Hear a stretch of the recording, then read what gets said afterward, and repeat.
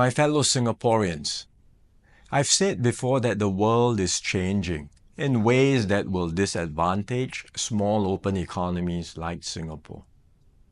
Some had previously questioned this assessment, but the recent Liberation Day announcement by the US leaves no room for doubt. It marks a seismic change in the global order. The era of rules-based globalization and free trade is over. We are entering a new phase, one that is more arbitrary, protectionist, and dangerous. For decades, the US was the bedrock for the free market economies of the world.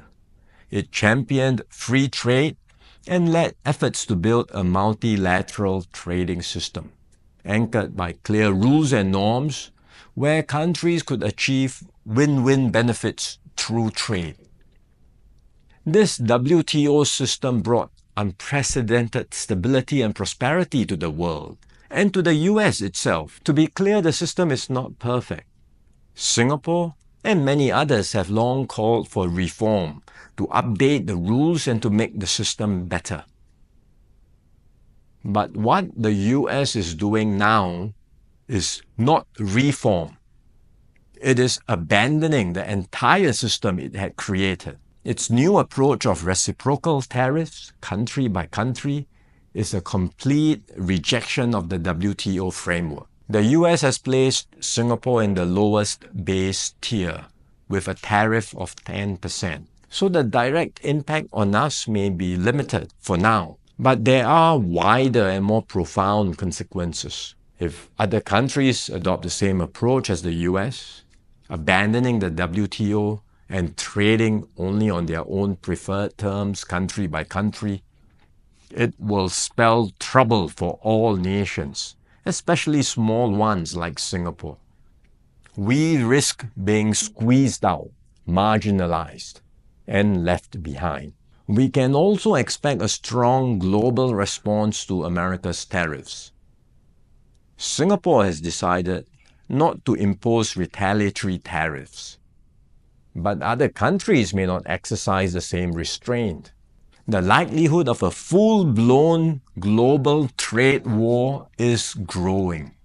The impact of the higher tariffs, plus the uncertainty of what other countries may do next, will weigh heavily on the global economy.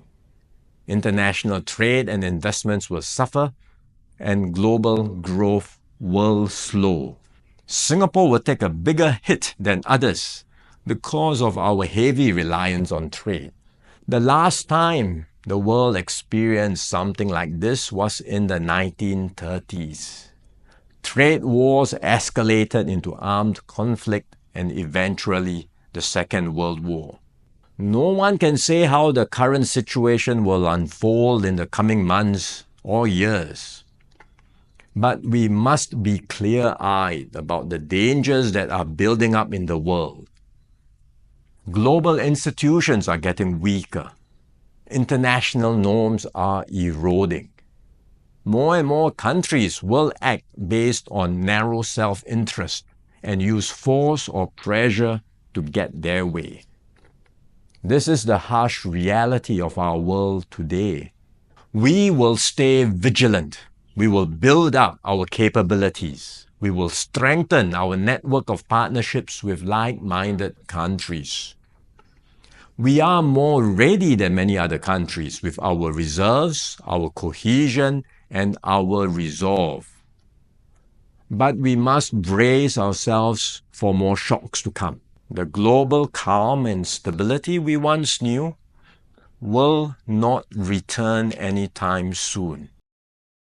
We cannot expect that the rules which protected small states will still hold. I'm sharing this with you so that we can all be mentally prepared, so that we will not be caught off guard. Let us not be lulled into complacency.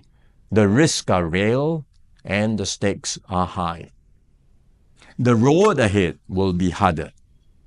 But if we stay resolute and united, Singapore will continue to hold its own in this troubled world.